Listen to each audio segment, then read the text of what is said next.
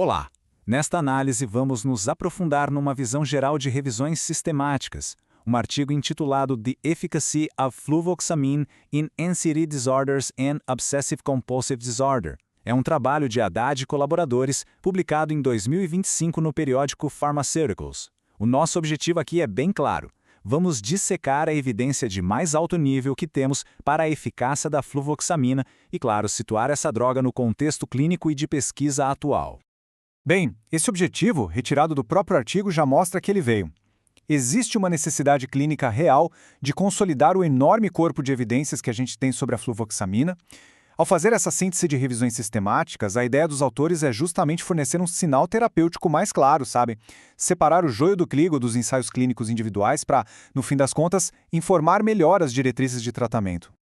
A nossa discussão vai seguir exatamente essa estrutura. Primeiro, vamos entender a questão de pesquisa. Depois, detalhar a metodologia dessa síntese. Aí, vamos avaliar a eficácia no toque e no transtorno de ansiedade social. Em seguida, discutir os achados bem mais confusos no transtorno do pânico e, por fim, fechar com as implicações clínicas de tudo isso. Ok, vamos começar com os fundamentos da pesquisa.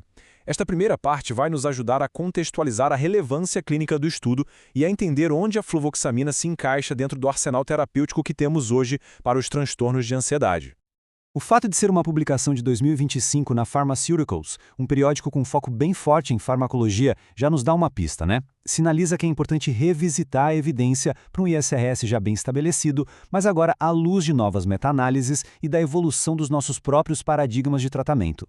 A necessidade de uma síntese como essa fica muito clara quando olhamos para a alta prevalência dos transtornos de ansiedade e o impacto que o toque tem na vida das pessoas. E a fluvoxamina, em particular, justifica essa reavaliação.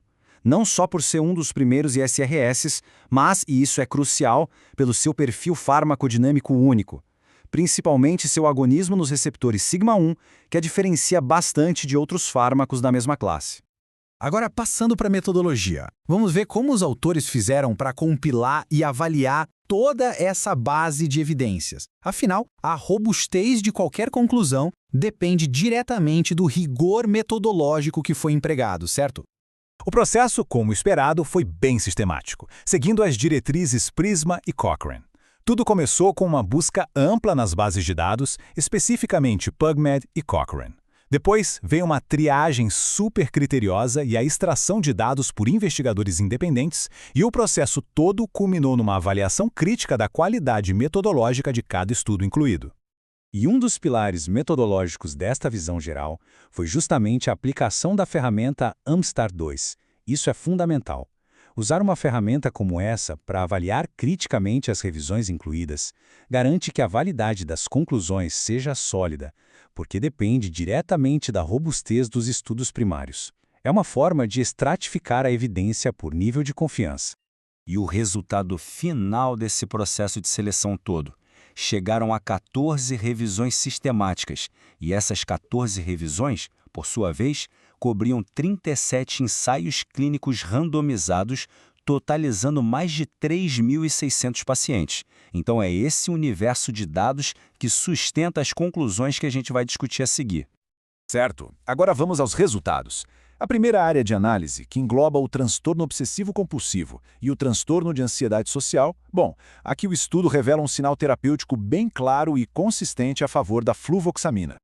Para o TOC, a evidência é o que chamamos de robusta. A meta-análise de alta qualidade de Somorro, de 2008, já tinha reportado uma superioridade estatisticamente significativa sobre o placebo. E não só isso, mas com uma diferença média padronizada, a SMD, que é clinicamente relevante na redução dos scores da e-box. As taxas de resposta também foram, de forma consistente, superiores. E quando comparamos com a clomipramina, que por muito tempo foi considerado o padrão ouro, o que acontece? 3 meta-análises não encontraram diferenças estatisticamente significativas em termos de eficácia. E esse achado é muito relevante na prática, porque posiciona a fluvoxamina como uma alternativa de eficácia equivalente. Isso nos dá flexibilidade na escolha terapêutica, baseada no perfil de tolerabilidade e nas comorbidades de cada paciente. No transtorno de ansiedade social, a eficácia também é muito bem estabelecida. A meta-análise mostrou uma diferença média de menos 11,90 na escala de ansiedade social de Leibowitz, a LSAC, a favor da fluvoxamina. Uma redução dessa magnitude é, sem dúvida, considerada clinicamente significativa. Representa uma melhora substancial. E a robustez desses achados brutais é confirmada por múltiplos desfechos, o que é ótimo. A fluvoxamina foi superior nos scores da CDI, as taxas de resposta foram significativamente maiores, com odds ratio de 1,71, e também houve uma redução no prejuízo funcional medido pela escala de incapacidade de Sheehan. E tudo isso é suportado por 2 revisões de alta qualidade metodológica. Agora, em total contraste com os achados super consistentes para o TOC e o TAS, a evidência para a eficácia da fluvoxamina no transtorno do pânico é, para dizer o mínimo, inconsistente. O cenário aqui é bem mais complexo. Então, a pergunta que fica é: essa eficácia toda da fluvoxamina se estende também para o transtorno do pânico? A análise das revisões sistemáticas sugere que a resposta não é tão simples. Ela é, na verdade, bem ambígua. Então, a conclusão principal aqui é que a base de evidências para o transtorno do pânico simplesmente não tem a mesma consistência que a gente viu nos outros transtornos. Os resultados são mistos, eles variam bastante entre os diferentes estudos e os desfechos que foram analisados.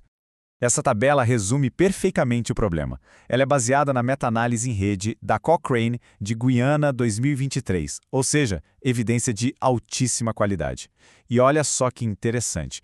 Enquanto a fluvoxamina se mostrou superior ao placebo em alcançar a remissão, o que é ótimo, teve significância estatística quando olhamos para outros desfechos cruciais, como resposta ao tratamento, frequência de ataques de pânico ou redução de sintomas agorafóbicos, aí não houve diferença estatisticamente significativa. E para complicar ainda mais, as meta-análises em rede e comparações diretas indicaram até uma inferioridade da fluvoxamina em relação a outros agentes.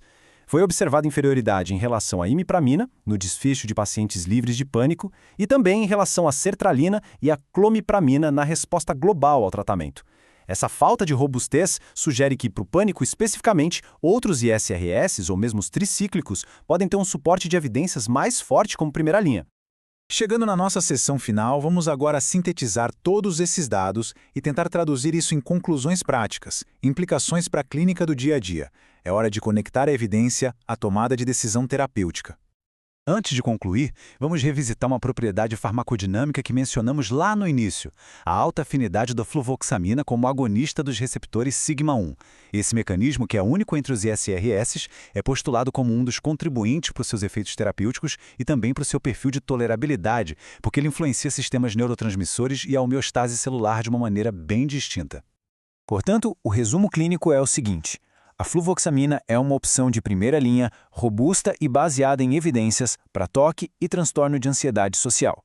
Para o TOC, a sua eficácia é comparável à da clomipramina.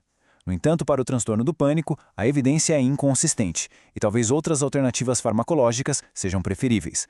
E claro, seu mecanismo de ação via receptor sigma-1 continua sendo uma área de enorme interesse para a pesquisa.